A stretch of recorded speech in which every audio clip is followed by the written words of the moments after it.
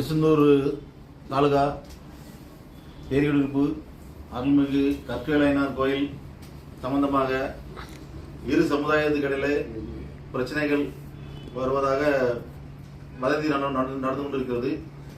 இது உண்மையிலே சமுதாய பிரச்சனை இல்லை.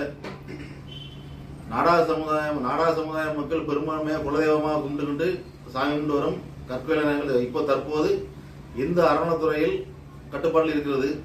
இந்த கோயிலில் பூஜை செய்யும் அந்த பூசாரிகளுக்கும் அறநிலைத்துறைக்கு நிர்வாகிகளுக்கும் வழக்கு நடந்து ஒரு பிரச்சனை ஓடிட்டு இருக்கு.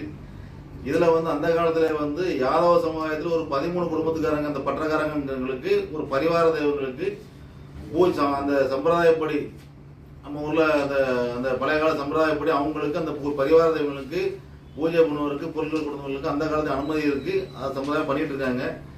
இதுல அந்த அந்த உத்தரவு கேட்கும் போது அவங்க அந்த பூசாரிகள் கோர்ட்ல அவங்க கோயில்களால் கவர்மெண்டால் நிர்வாகிப்பட்ட பூசாரிகளால் தான் செய்யப்படுங்கிற ஒரு கருத்தை பெருசா திரிச்சு அது வேற பிரச்சனையை கொண்டு போயிட்டாங்க. இது நாடார்களுக்கு யாதவ எந்த பிரச்சனையுமே கிடையாது.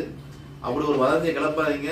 கல்லூரோட திருவிழால அந்த அவங்களுக்கு என்னென்ன சம்பிரதாயப்படி செய்யணுமோ அதை செய்ய சொல்லி அறநிலையத்துறையை அவங்க முன்னால பேசி எல்லாம் முடிக்கப்பட்டது. இதோட இந்த பிரச்சனை முடிஞ்சிட்டு யாதவ சமுதாயத்துக்குமே இந்த கோயிலோட 13 குடும்பத்துக்காரங்களுக்கு அதை பாத்தியதை உண்டு. நாடார்களுக்குமே இருக்கிற நாடார்களும் குலதெய்வமா கும்பிட்டு இருக்காங்க. அதுபோல எல்லா சமுதாயத்திலுமே கும்பிடுறாங்க. எல்லா சமுதாயத்துக்கு பட்ட அரசாங்க கோயில். இந்த பிரச்சனை இதோட முடிச்சுட்டு எல்லாருமே கலருள்ள திருவிழா கலந்துக்கிட்டு சிறப்பாக முடிச்சிருக்கணும். யாருமே எந்த ஒரு இதுவும் இனிமேல் இந்த வலைதளங்கள் வாட்ஸ்அப்ல யாரும் போட்டா கோயில் சார்பாகவும் நடவடிக்கை எடுத்துருங்க. நாங்க எங்க சமுதாய சார்பாகவும் யாதவ சமுதாய சார்பாகவும் காவல்துறை புகார் கொடுத்து நடவடிக்கை எடுக்கப்படும். தவறான வசதிகள் பரப்பினால் இதை அரசியல்வாதிகளோ மற்றவங்களோ அரசியல் பண்ணாதீங்க. இது ஒரு தெய்வங்கள் கும்பிடுற எல்லாருமே கும்பிடுற இடம். இதுல அந்த கட்சி இந்த கட்சின்னு புதுசு அரசியல் புகுத்தாதீங்க. இந்த பிரச்சனையோட உண்மையோட முடிஞ்சிட்டு நேரத்தே முடிஞ்சது. திரும்ப வலைதளம் கிளம்புனதுனால இப்ப நான் தமிழ்நாடு நாடாளுமன்ற தலைவர் முத்துரமேஷ் அவங்க பேர்ல ஒரு போஸ்ட் போட்டிருந்தாங்க. அதனால அவரையும் கூப்பிட்டு வச்சு அவருக்கும் விளக்கங்கள் சொல்லியாச்சு.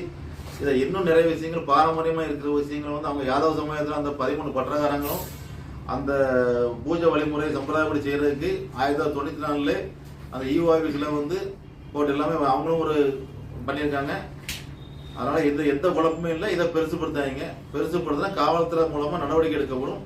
அந்த இரு சமுதாயத்திலும் வருத்தப்படாங்க. யார் மேலும் பாதிப்பு வருத்தப்படாங்கிறத தெரிவித்துக் கொள்கிறோம். எல்லாரும் அனைவருமே கலர் வீட்டு திருவிழா கலந்து கொண்டு ஐயனர்கள் பெற்றுக் கொள்ளுமாறு தாழ்மையிடம் பணிவுடன் கேட்டுக்கொள்கிறேன்.